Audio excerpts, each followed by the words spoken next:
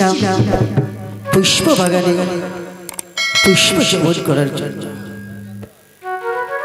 জানি না উষা আমার অপেক্ষায় রয়েছে। আমি উষাকে একবার দিকে দেখি তো। উষা, উষা,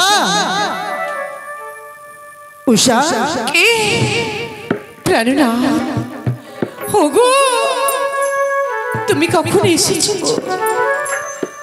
এই তো কিছুক্ষণ আগে আসলাম। প্রাণনাথ, আজ যেন তোমায় দেখে বড় অবাক লাগে গো। অবাক?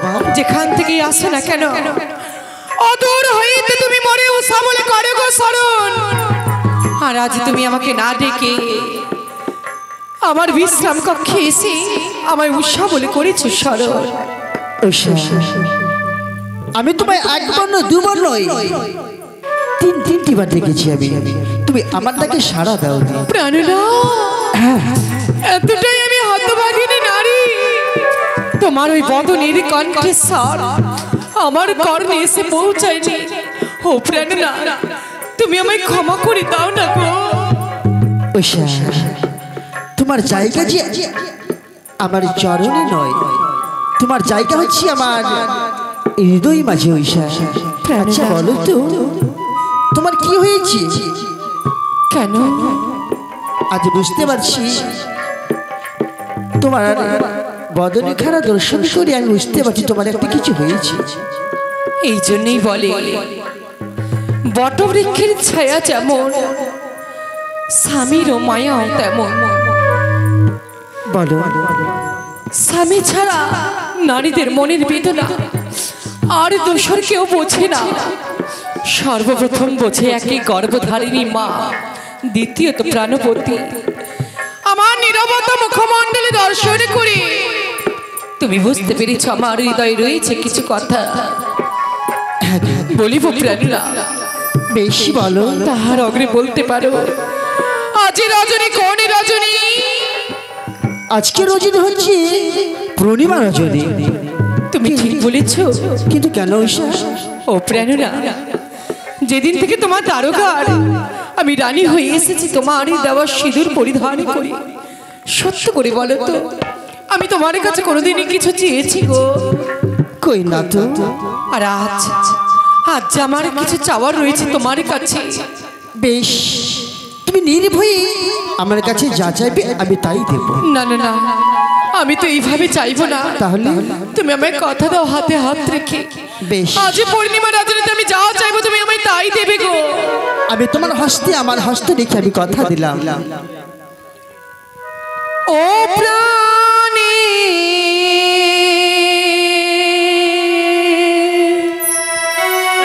ও নাথ গো,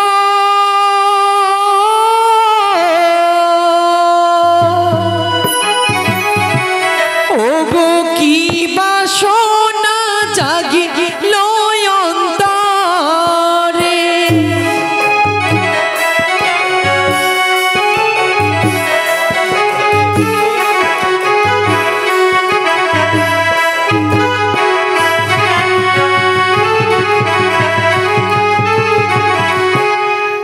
বলো উষা, বলো।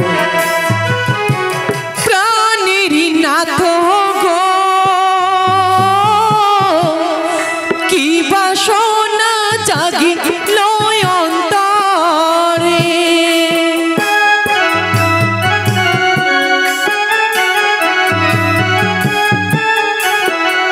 এমন কি বাসনা জেগেছি বলো উষা?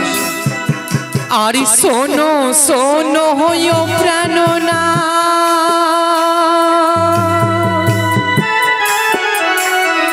আমি বলি যে তোমার প্রাণে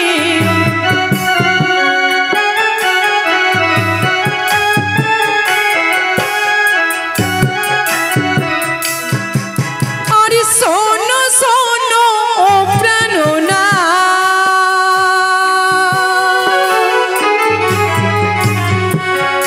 আমি বলি যে তোমার প্রাণে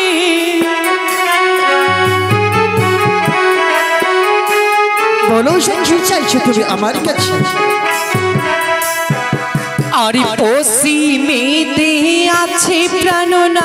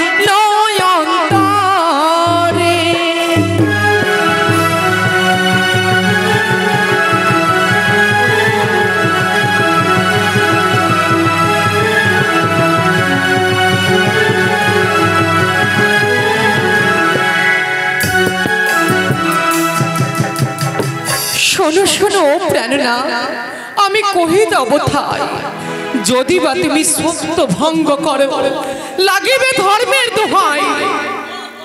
উষা, তুমি মরে দিয়েছ কথা, আজ নিশ্চিতে যা চাইবো দেবে গো মরি। হ্যাঁ বলেছিলাম। তবে কেন তুমি না শব্দ উচ্চারণ করেছিলে প্রেরণা? কিন্তু কি করে সম্ভব উষা বলো? কেন সম্ভব নয়? আজ অসম্ভব এই জন্যই, যার আদেশ ছাড়া আমরা এক বিন্দু জল গ্রাস করি না, যার আদেশ ছাড়া আমরা এক পাও করে এগোতে পারি না, তার আদেশ না পেলে তো আমি তোমায় নিয়ে যেতে পারবো না। সে কারণে যার আদেশ ছাড়া আমরা জলগ্রহণ করিতে পারি না, যার আদেশ ছাড়া আমরা পদার্পণ করিতে পারি না, তুমি কার কথা বলছো? তবে কি তোমার পিতা আমার শ্বশুর ঠাকুরের কথা বলছো? তবে কে কে সেই জন? সে হচ্ছে আমাদের কে? গুরুদেব, দেবরাজ। প্রাণনাথ, আমি কি করে বলবো দেবরাজকে হেন কথা? আমি পারবো না, আমি পারবো না। প্রাণনাথ, তুমি তো আমায় কথা দিয়েছিলে তুমি দেবরাজের কাছে প্রকাশ করতে পারবে না। বলো না, তোমার উষার জন্য এইটুকু তুমি করতে পারবে না? উষা, আমি তোমার জন্য সব কিছু করতে পারবো। তোমার মনে পড়ে যে সময় আমরা দেবরাজের সভাতে নৃত্য করি, নৃত্য সমর্পণে করি, সকলে দেবগণ বলে আহা সাধু সাধু। উষাবতী, তোমার নৃত্যে বড়ই আনন্দিত আমাদের মন। যদি চাও কোনো ধন তবে প্রকাশ করো আমাদের চরণ। আমরা বলেছি সময় হলে অবশ্যই বলিব, আজ এসেছে এই সময়। তুমি তুমি হেন কথা দেবরাজের কাছে প্রকাশ করো প্রভু। কিন্তু আমি একা প্রকাশ করলে হবে না উষা, আমরা যুগলে দেবরাজের কাছে প্রকাশ করব, দেখবে ঠিক আমাদের অনুমতি দেবে। বেশ, দেবরাজ যদি অনুমতি না দেন তবে আমি উনার চরণ ধরে আমি উনাকে মানিয়ে নেব গো। বেশ উষা, তাই যদি হয় তাহলে চলো আমরা এই মুহূর্তে দেবরাজের কাছে যাই। যদি তাই হয় তবে আর বিলম্ব নয়, অবিলম্বে যাব ছুটি দেব সবারই মাঝারি।